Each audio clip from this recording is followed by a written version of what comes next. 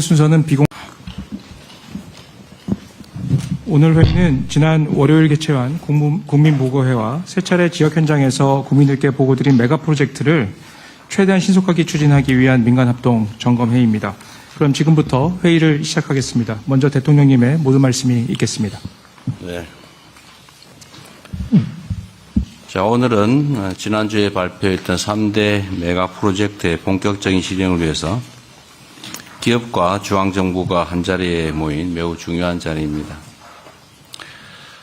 이 자리를 빌려서 삼성과 SK 등 대규모 투자 계획을 발표해 주신 기업들에게 다시 한번 감사 인사를 드립니다. 오늘 마치 국무회의처럼 많은 부처 장관들 그리고 청와대 사무실장 여러 비서관들까지 함께 해주셨는데 이번 3대 메가 프로젝트가 얼마나 중요한 것인지를 보여준다고 생각합니다. 지금 전 세계적으로 매우 치열한 경쟁이 벌어지고 있고 또 인공지능을 중심으로 완전히 새로운 미래가 준비되고 있습니다. 그야말로 구군이 걸린 총력 경쟁이 벌어지고 있는데 이런 상황에서는 누가 얼마나 더 빨리 선점하느냐, 누가 더 빠르냐로 결판이 나는 것 같습니다. 그야말로 오직 속도전이 중요하다 말씀을 다시 한번 드립니다. 중앙정부는 기업들이 오로지 투자 그리고 현장에서 일하는 데만 집중할 수 있도록 예상되는 걸림돌을 모두 예측하고 또 선제적으로 해결해 나가야 합니다. 특히 행정 절차가 문제인데 이 행정 절차 지연으로 투자 집행이 늦어지는 일이 절대로 있어서는 안 되겠습니다. 용인 일반 산단의 경우에 그나마 빨리 됐다고 하는데도 부지 확정부터 착공까지 6년이 걸렸다고 해요. 나름 빠르다고 할 수는 있겠지만 제가 보는 기준으로는 그렇게 빠른 것 같지가 않습니다. 보상이 지연되면 시간이 더 소요되게 되는데 이런 일도 생기지 않도록 하면 좋겠어요. 환경영향평가도 필요한 일이긴 하죠. 그런데 같은 지역인데 굳이 또 다시 할 필요가 있느냐. 이미 있다면 그 결과를 원용하는 게 중요하겠고 또 새로 실수하게 되더라도 기간을 대폭 단축할 필요가 있겠습니다.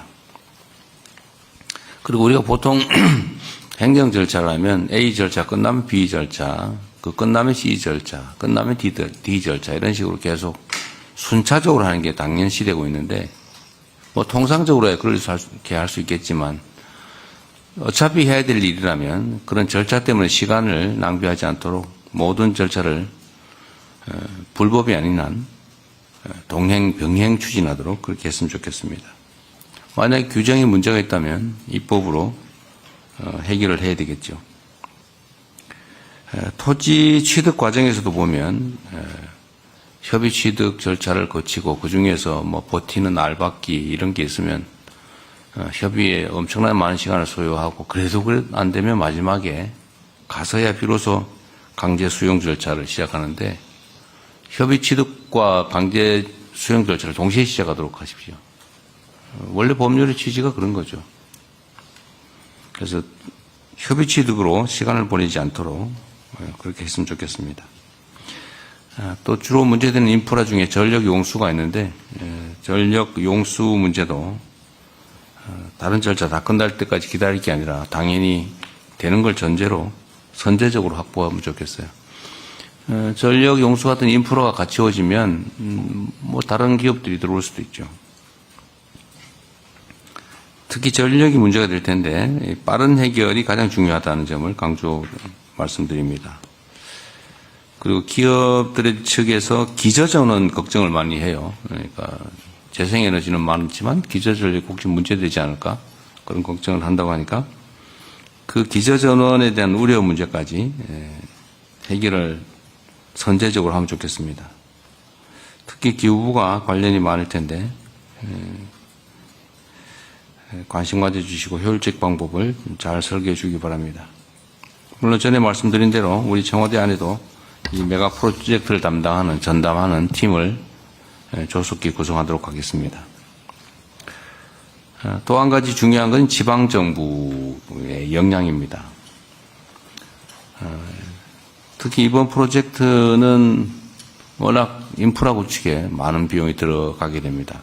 그뿐만이 아니라 교육 또는 문화, 주거 등등의 이런 정주 여건을 제대로 갖추는 게 중요합니다. 많은 비용이 들겠죠.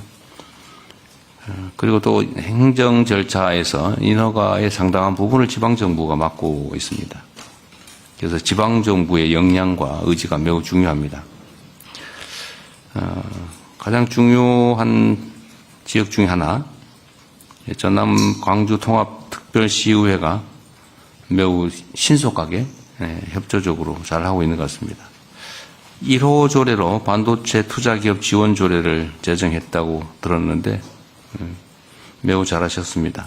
감사드리고요. 행정 절차 지연이 인허가 중에서도 지금 미안합니다. 지자체가 아니고 지방정부 써놓기를 써놔가지고 행정 절차가 지방정부에 의해서 혹여라도 지연되지 않도록 최선을 다해 주기 바랍니다. 지방정부와 관계부처 그리고 기업의 요구를 적극 반영해서 모든 절차들이 신속하게 이루어질 수 있도록 최선을 다해 줄 것으로 믿습니다. 영남, 충청 이런 데도 마찬가지죠. 그리고 강원도, 전북 여기도 굳이 직접 발표하진 않았지만 또 포함된 새로운 사업들이 있는데 마찬가지로 해당 지방정부와 적극적으로 협조해 주기를 부탁드립니다. 우리 대한민국 앞에 몇 가지 주요 과제가 있지만 저는 대한민국이 비록 국토의 규모나 인구 규모가 전 세계적으로 앞서 있는 건 아니지만 저는 얼마든지 대체 불가의 강국으로 갈 수 있다 생각합니다. 이번이 기회입니다. 새로운 대한민국, 신대한민국의 출발점을 우리가 만들어내야 될 것입니다. 우리 앞에 놓인 이런 역사적 과제를 반드시 성공시킬 수 있도록 모두가 힘과 지혜를 모아주시면 좋겠어요. 정부 또 지방정부 잘 할 것입니다. 열심히 할 겁니다. 기업들도 마찬가지로 최선을 다해 주시고요.